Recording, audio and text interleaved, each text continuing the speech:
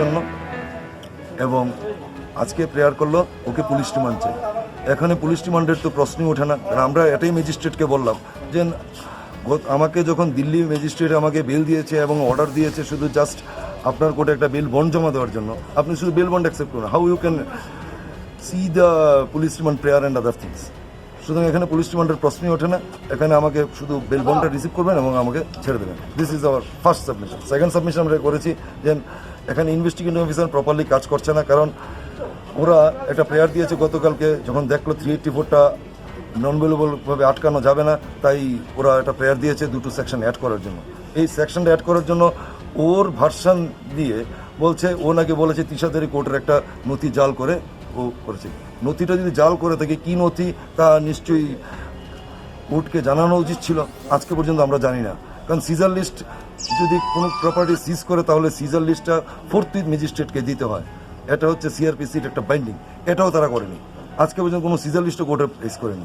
সুতরাং আমরা বলবো এটি টোটালি মিথ্যাভাবে ওকে সাজানো হচ্ছে যাতে করে ওকে আটকানো যায়।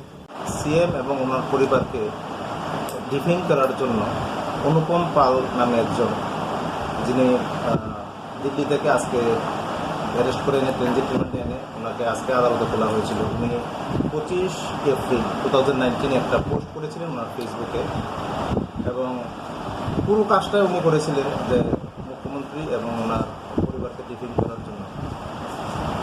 এই পরিপ্রেক্ষিতে পরের দিন একটা এফআইআর রেজিস্ট্রি হয়, যেটা case West Agartala base case number 83 2019 under section 464, 469, 501 এবং 120B।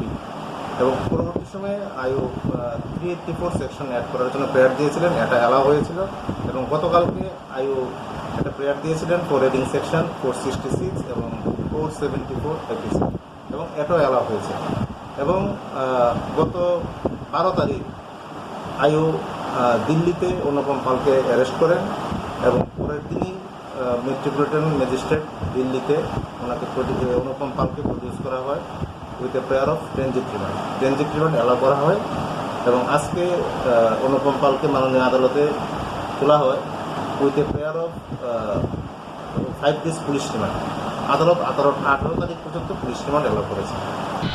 Belaikena hambai tripuri khorang nai tongnai takukte bukuk sono sini channel tabu bonorok subscribe khlaya khongkhangken daktino subscribe khlai di jot tonse sekang video norok nugna bagi aboni bagi ta makhnai video ni tola norok nugo yagra phai sing subscribe ni suijak kasak khlai abona click khlai di click khlai mani loge loge no kaisa bell hai khlai nugjagana nukjaka a belo click khlai re click khlai re rekha ke sing video upload khlai mani loge loge no norok video nugana joton sai sekang nugana aboni bagi belakeno hambai nai tongdi।